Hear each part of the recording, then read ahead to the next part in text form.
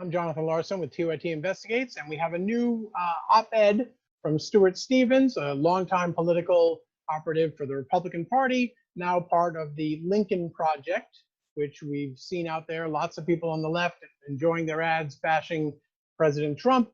But the op-ed today, I see, and I'll explain why, I see as another brick in this edifice that a lot of people on the right are building to sort of suggest that Donald Trump and the people around him, the people who support him, are different in some meaningful way than the real Republicans or real conservatives. Now mostly what's been going on is the argument has been that, you know, everything changed in 2016. Wow, who could have seen this coming? Stevens, to his credit, because he's no dummy, understands that that's transparent. It's transparent that Trump is a natural outgrowth of what's come before. So what Stevens is doing is something a little different.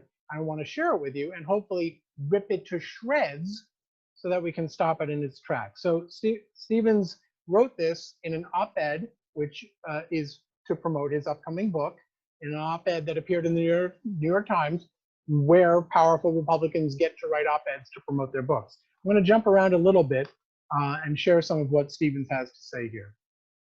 He writes, "I am here to bear reluctant witness, oh woe is me, that Mr. Trump didn't hijack the Republican Party. He is the logical conclusion, as Jonathan Larsen has been saying, of what the party became over the past 50 or so years, a natural product of the seeds of race baiting, self-deception, and anger that now dominate it.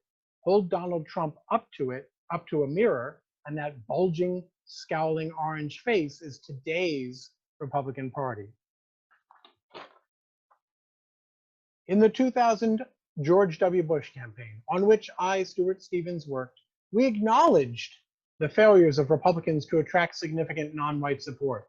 When Mr. Bush called himself a compassionate conservative, some on the right attacked him, calling it an admission that conservatism had not been compassionate. That was true. It had not been. Many of us believed we could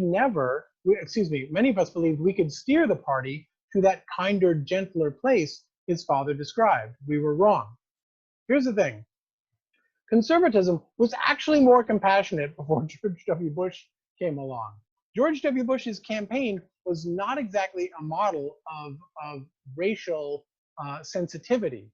Yes, you had worse overt ads with his dad's ad against Michael Dukakis, the Willie Horton ad. You had worse rhetoric under Ronald Reagan, but in terms of actual policies, not necessarily so much.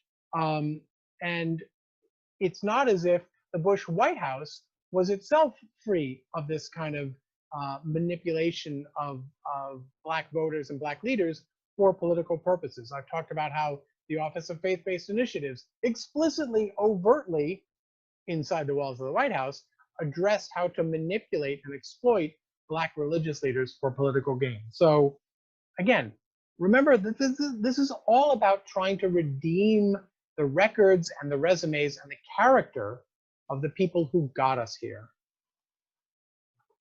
Reading Mr. Bush's 2000 acceptance speech at the Republican National Convention now is like stumbling across a document from a lost civilization with its calls for humility, service, and compassion. That message couldn't attract 20% in a Republican presidential primary today. If there really was a battle for the soul of the Republican Party, we lost. Again, it's all about rhetoric, right? He points to nothing substantive. How did this happen, he writes? How do you abandon deeply held beliefs about character, personal responsibility, foreign policy, and the national debt in a matter of months? You don't. The obvious answer is those beliefs weren't deeply held. What others and I thought were bedrock values turned out to be mere marketing slogans easily replaced. Here's the thing.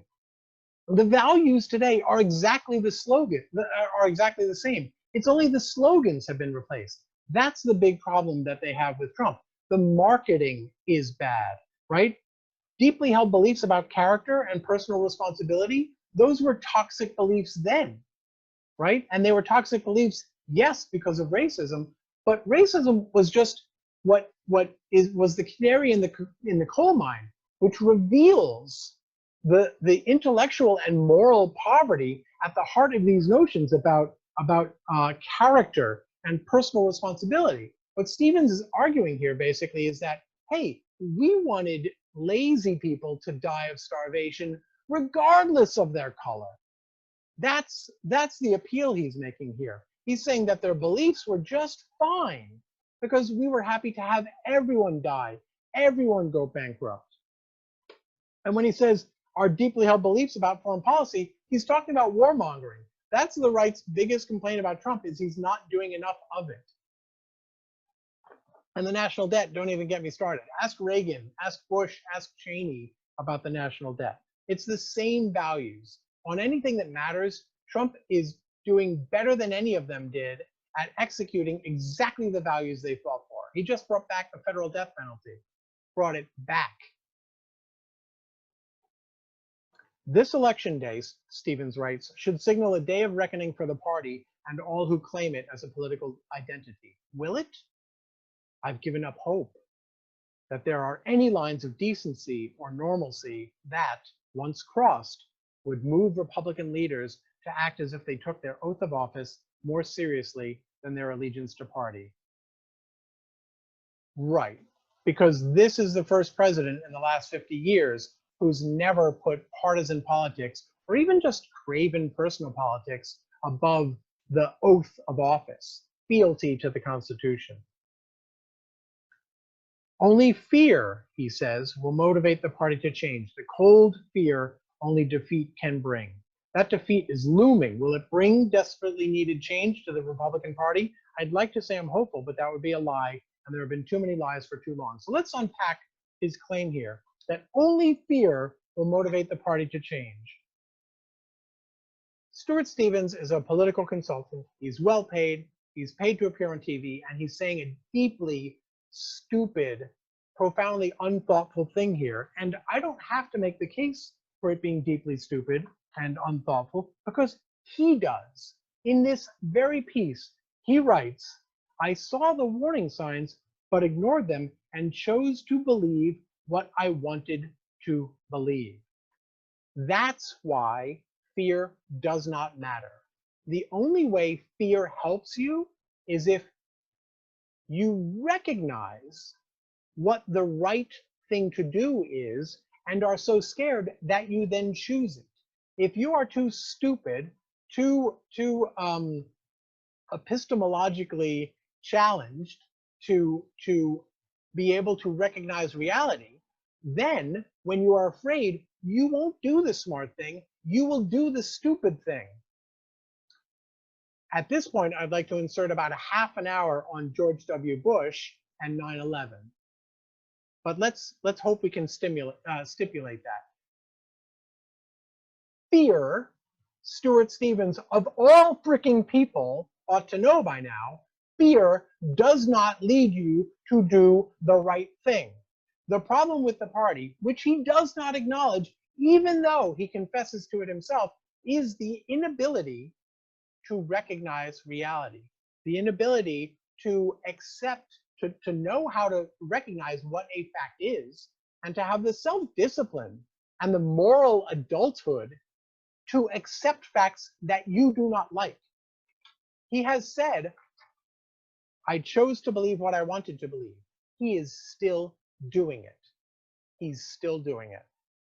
This essay that he writes as proof that he's changed actually proves that he's still doing it. He's still doing the same things. He's believing what he wants to believe. And as long as Republicans, including him, don't escape that trap, not through fear, but through maturity and some kind of intellectual rigor and integrity, until they do that, then yeah, the party will be on the road to hell, and they'll continue to drag us along with it. I'm Jonathan Larsen for TYTI Investigates. Thanks for watching. Take care of each other, take care of yourselves, and don't be as angry to people in person as I came off just now. We got to be kind to each other. Be good. Take care. Bye.